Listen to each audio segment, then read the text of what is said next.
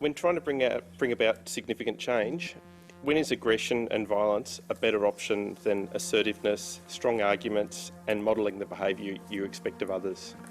Ashton? When none of that other stuff works. That was far-left American activist Ashton Applewhite on taxpayer-funded panel show Q&A, essentially excusing terrorism. Her argument was clear.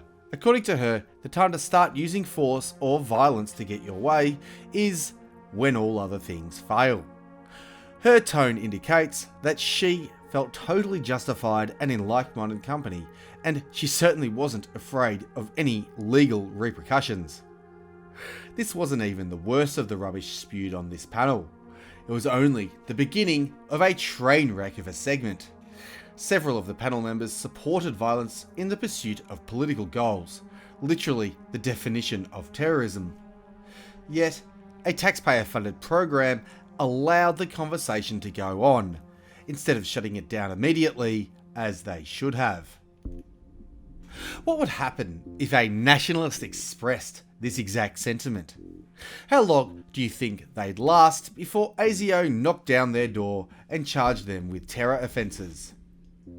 So far, at the time of producing this video, the only real consequence for the ABC was a flood of complaints, including demands the ABC fire host Fran Kelly. In response, the ABC pulled the episode and launched their own internal investigation, but panellists continue to defend their outrageous support for terrorist acts. Mona Eltahawy, whom we will hear from shortly, went on a Twitter storm defending herself, claiming that many readers told her it was one of the best episodes yet. Such is the attitude of these people towards anyone who would dare disagree with them. So let's get into it and see what all the fuss is about. Thank you so much for watching so far. I promise the content will resume in a moment. This work relies on the generosity of loyal fans to support it, and the best way you can do that, other than sharing the video, is by heading over to RRTV and making a pledge. Not only does this support my work, but it supports a number of independent creators. The added bonus being you get access to a small but growing pool of exclusive RRTV content with any pledge. Thank you so much for your support. Now, back to the important stuff. Arrgh. I want patriarchy to fear feminism. And there is a chapter in my book on violence. There is a chapter on my book about white women who voted for Trump and white women who accept crumbs from patriarchy because they allow their whiteness to trump their gender. I'm fully aware of this. But at the end of the day, even those white women have to recognize that nothing protects them from patriarchy. Nothing. For me, as a feminist, the most important thing is to destroy patriarchy. That was militant Egyptian feminist Mona Eltahawy. Her goal is to end patriarchy. She wants to end patriarchy at all costs, and even takes a dig at white women for not helping her fight patriarchy enough. You heard it directly from the horse's mouth. Her goal is to induce the emotion of fearfulness in people, and to destroy said patriarchy. Conveniently, she believes her quest is pure, thus justifies acts of violence, as we will now see. How long must we wait for men and boys to stop murdering us, to stop beating us, and to stop raping us? How many rapists must we kill? Not the state, because I disagree with the death penalty, and I want to get rid of incarceration, and I'm with you on the police. So, I want women themselves. As a woman, I'm asking, how many rapists must we kill until men stop raping us? So she pushes the same tiresome, debunked feminist line that women are somehow the victims of the evil patriarchy. That is, it's men who are hurting women, all because they are women, and men are evil, big and bad, or something like that. Never mind the fact that men are more likely to be victims of violence, only crimes against women matter to this deranged lunatic. It gets worse. She mentions the chapter in her book on violence, and it's so bad that it's likely YouTube would flag any quote and take it down if we read it aloud. Instead, you'll simply have to read it on the screen right now to see exactly what kind of person this feminist is. Here's a question for this Muppet. How many rapists and murderers do men have to put in prison before you sit down and shut up? You do understand that rape and murder are crimes, and have been since we had laws, I hope. But I digress. It's also interesting that Moaning Mona says she doesn't support the death penalty, while she essentially calls for mob violence against men. This might seem hypocritical, but you'd be wrong. The truth is, her position is entirely consistent. She hates men, and she's built her entire life around this fact. She also hates the legal structures of the West, which includes our greatest discovery, the rule of law. Mona the Moaner moves on to defend her position by pointing out that the state has a monopoly on violence that asks how long she has to wait to be safe. While it's true that the state does have a monopoly on violence and hasn't been using it morally of late, the idea that they haven't stopped rapists or murderers is a lie.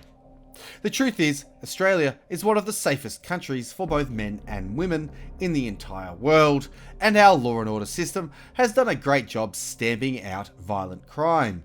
Sure, it could do better, but it's been relatively successful given the task at hand. In fact, we've only had issues in the last 2 decades due to entirely unwanted diversity forced upon us by people just like Moaning Mona. It doesn't end with her either. Almost everyone on the panel wanted to get in on the fun. Host Fran Kelly throws over to so-called journalist Jess Hill, who drops a major red pill without realising it. I think if anyone's shocked by what Mona's suggesting, you just have to look back to history and a certain faction of the suffragettes in the early 20th century. They used violence. They thought what they were fighting was a civil war between the sexes. The thing is, this is entirely the truth. The first feminists were in fact terrorists who used violence to get themselves the vote. From the British Library, quote, 1912 proved to be an escalation point in the violence of the militant suffragettes. Glasgow Art Gallery had its glass cases smashed. Bank and post office windows were smashed from Kew to Gateshead. In September, 23 trunk telegraph wires were cut on the London Road at Potter's Bar. And on 28 November, simultaneous attacks on post boxes occurred across the entire country. By the end of the year, 240 people had been sent to prison for militant suffragette activities. Once in prison, these inmates were often subjected to the torture of force feeding at the hands of prison authorities, actions which only further radicalised them and increased their commitment to the militant campaign on their release. During 1913, a suffragette attacked the glass cabinets in the Jewel House at the Tower of London while in Dundee. In Scotland, 4 postmen were severely injured by phosphorus chemicals left in postboxes. In Dumbarton, 20 telegraph wires were cut, Kew Gardens Orchid House was attacked, and its tea house burned down. In Ilford, 3 streets had their fire alarm wires destroyed, and in Saunderton, the railway station was destroyed, with placards entitled Votes for Women and Burning for the Vote left among the debris. Croxley Station near Watford also suffered a similar fate, although the attack was initially not attributed to the militants until a suffragette newspaper was delivered to the station master with a scribbled inscription, "Afraid copy left got burnt." End quote. So Mona isn't some strange aberration, she is a feminist through and through, following in the footsteps of feminists before her who used violence to get their way. Our great-grandfathers gave in to these terrorist demands, and the next 100 years is history. Where we once had safe, prosperous and homogenous nations, we are now mere tax cattle for a ruling oligarchy hell-bent on flooding Western nations with foreigners, all while our women get more and more depressed for what these feminists would claim is the fault of patriarchy. We gave women the vote, now European nations face extinction through replacement migration and a dysgenic welfare state. Such is the price we paid for giving in to the hysterical demands of deluded feminist terrorists who fought against a system that wasn't actually oppressing them. The last panellist to have her say was far-left Aboriginal activist Nayuka Gori. She lamented the fact that Australia exists and literally supported burning it down, saying she looked forward to the day that people start burning stuff because colonialists, aka Indo-Europeans, are oppressing her people. Then she throws in this little gem. We've tried for 230 plus years to appeal to the colonisers' morality, which just doesn't seem to exist. So I think violence is okay, because if someone's trying to kill you, there's no amount of, oh, but I'm really clever, I'm really articulate. No amount of that is going to save you. The false victim mentality is on clear display. She attempts to justify violence against Australians on the grounds of mere oppression. It is a lie that Aborigines are in any way oppressed in our society. As a whole, Australians spend tens of billions of dollars a year on Aborigines. They get a voice in every public discussion. They get taxpayer-funded jobs just for them, and they get their own taxpayer-funded services. This is not oppression, this is privilege. It's tiresome, but the thing is, there is genuine oppression in this country and across the West. The oligarchy shut down, defame, and attack people daily for nothing more than the colour of their skin and their desire to exist. They created a false definition of the term nation to push the lie that the West is merely an idea rather than a group of people connected by land, heritage, language and religion. That is, the roots of all nations and cultures.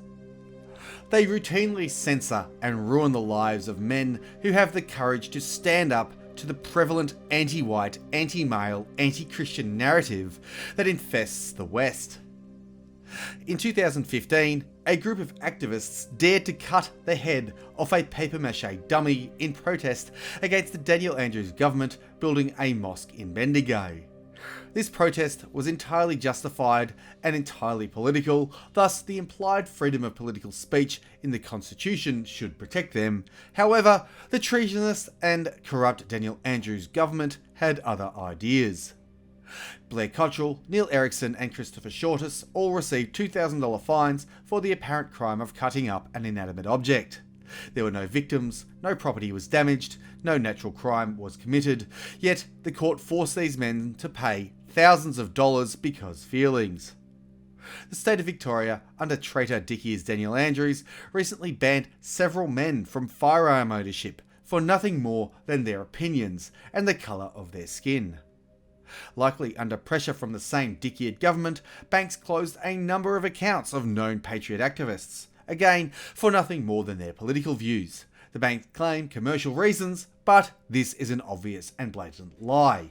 These traitor banks closed accounts because the individuals spoke out against the globalist corporate agenda and against the totalitarian state that these banks operate out of. The same state that refused one patriot activist a security license for nothing more than the political views he expressed. The same state that uses the police to push a far-left, anti-family, anti-Christian, pro-sin agenda that nobody can question lest someone call them mean names and ruin their lives. The same state that lets people who assault sitting senators off with a warning so long as those senators are known thought criminals. These are just a few examples from one particularly bad state government run by one particularly bad criminal thug, but these are by no means the only examples, nor is Victoria the only place in Australia or the world where this happens.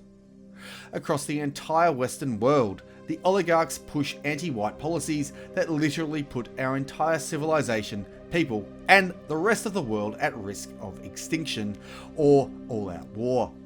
This same oligarchy, of which the ABC is a part, tell us to embrace our own genocide and that if we resist, then it makes us Ray Supreme Pizza super bad guys. They punish men for daring to be more successful at anything because men succeeding and being better at something is somehow bad. They punish women because deep down, feminists also hate women, especially attractive or athletic women, and women who dare to be mothers most of all. They tell women that they can have it all: the career, the family, the life. What they don't tell women is that once they reach their 30s, having a child becomes much more difficult. They don't tell women that if they don't have a family young, then one day they might just look back at their life and wish they weren't so alone. This oligarchy and their feminist officers literally let women be pummeled by men pretending to be women, all in the name of inclusivity, and if you don't like it, that's too bad, now shut up, bigot. This is oppression by violence of the state on a grand scale, and literally meets the UN's definition of genocide. And if you don't like it, well, you're just a bigot and you need to shut up, or you'll lose your bank account, your job, and your freedom, because... How is it that people are able to go onto a flagship, taxpayer-funded political discussion show and incite violence? The panelists answered the question candidly and honestly. They weren't afraid of repercussions at all, and they certainly weren't afraid of the law. If a nationalist had said exactly the same things as these cackling weirdos did on Q&A, the police would have arrested them and charged them with terrorist offences. There'd be a nationwide inquiry into how such horrible, mean wrongthink got onto the show, and that violence is expected from white supreme pizzas, so the ABC should have known better. This despite the fact that Western nations are indeed under threat, that the government does oppress Western people, that our governments do victimise anyone who tries to speak out. This despite the fact that there is indeed a conscious attempt to genocide all European people and nations. The first instinct is of course to cry hypocrite or double standard, and to try argue with these people and explain why they are wrong. But that misses the point. It might look like hypocrisy, it might look like a double standard, but it isn't. And this latest episode in the culture war only exposes the honest views of our enemy. They are actually consistent at all times because theirs is an ideology of being anti-man, anti-white, and anti-Christian. Everything they say and do fits this fact perfectly, and the state doesn't care about feminists inciting violence because the violence of these feminists is the violence of the state. When the state capitulated to the terrorism of the first feminists, they essentially agreed to act on their behalf. Now, feminists claim the patriarchy oppresses them, but the truth is they are the oppressors. The truth is they are the state, and it is undeniably obvious.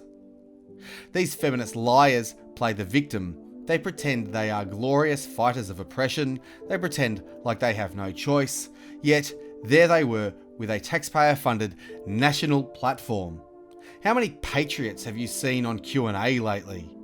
How about Christians willing to call out LGBTP dogma and label it a pro-sodomite agenda that goes against the natural laws as dictated by God?